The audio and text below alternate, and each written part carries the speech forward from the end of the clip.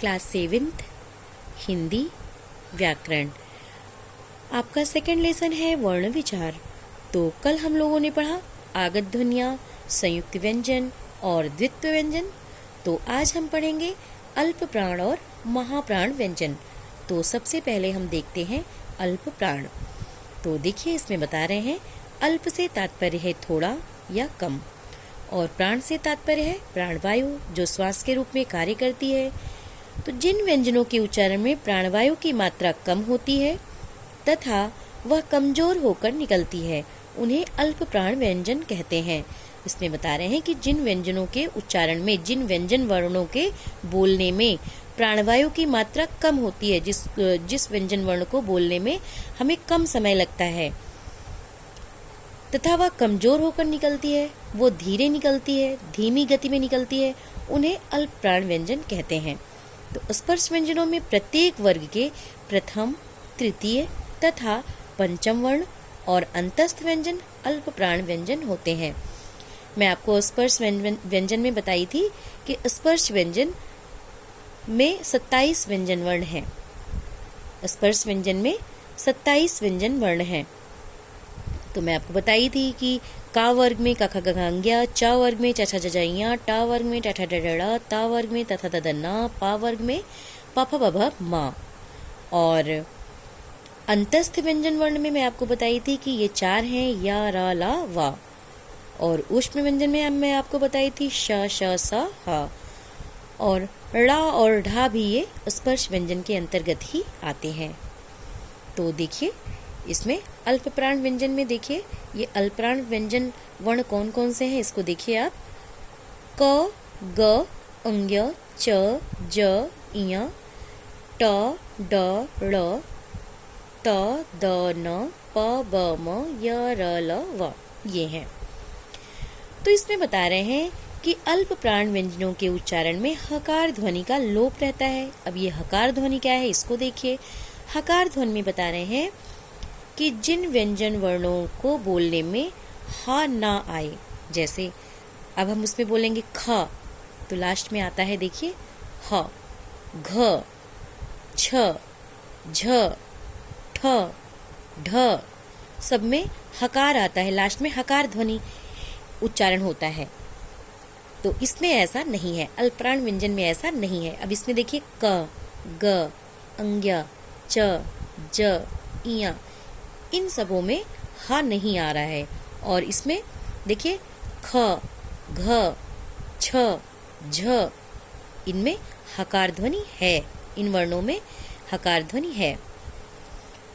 तो देखिए इसमें बताया कि स्पर्श व्यंजनों में प्रत्येक वर्ग के प्रथम, तृतीय तथा पंचम वर्ण अंतस्थ व्यंजन अल्पप्राण व्यंजन होते हैं और अंतस्थ व्यंजन अल्पप्राण व्यंजन होते हैं। तो इसमें बता रहे हैं कि देखिए का वर्ग का प्रथम वर्ण कौन सा है, का है। तृतीय वर्ण कौन सा है, ग है। और पंचम वर्ण कौन सा है, अंग्या है। और चा वर्ग का प्रथम वर्ण चा है, इसका तृतीय वर्ण जा है और पंचम वर्ण या है। तो ठीक उसी तरह से टा वर्ग का प्रथम वर्ण टा है, तृतीय वर्ण डा है और पंचम वर्ण ड़ा है। उसी तरह से ता भी है, ता वर्ग का प्रथम वर्ण ता है, तृतीय वर्ण दा है और पंचम वर्ण ना है। और वैसे ही पा वर्ग में भी देखिए पा वर्ग का प्रथम वर्ण पा है, तृतीय वर्ण बा है और पंचम वर्ण मा है। और ये देखिए या, र, ल, व ये अंतस्थ व्यंजन वर्ण हैं। तो ये आपका देखिए इसमें बता रहे हैं, ये देखिए स्पर्श व्यंजनों में प्रत्येक वर्ग के प्रथम, तृतीय तथा पंचम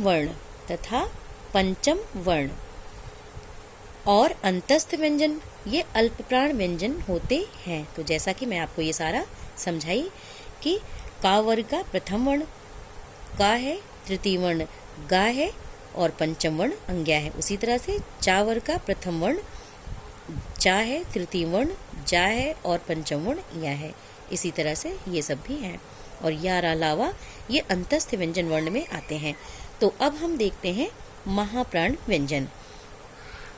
तो इसमें देखिए महा से तात्पर्य है अधिक, महा से तात्पर्य है अधिक या ज्यादा। तो जिन व्यंजनों के उच्चारण में वायु की मात्रा अधिक होती है, ज्यादा होती है तथा वह अधिक वेग से निकलती है, इन व्यंजन वर्णों के उच्चारण में अधिक समय लगे, उन्हें महाप्राण व्यंजन कहते हैं। तो स्पर्श व्यंजनों में प्रत्येक वर्ग का दूसरा और चौथा वर्ण तथा ऊष्म व्यंजन महाप्राण व्यंजन होते हैं। तो महाप्राण व्यंजन के उच्चारण में हकार ध्वनि विशेष रूप से सुनाई देती है। तो इसमें है, ये देखिए, महाप्राण व्यंजन में ख, घ, छ, झ, ठ, ढ, थ, ध, फ, भ, श, श, स, ह। तो इसमें बता रहे हैं कि महाप्राण व्यंजन के उच्चारण में हकार ध्वनि विशेष रूप से सुनाई देती है।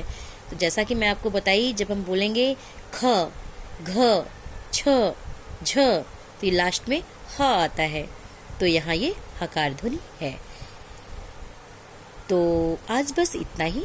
आगे कल जो भी कुछ मैं आपको पढ़ाई हूँ, समझाई हूँ, आप उसको फिर से पढ़ेंगे। यही आपका आज का होमवर्क है। Thank you.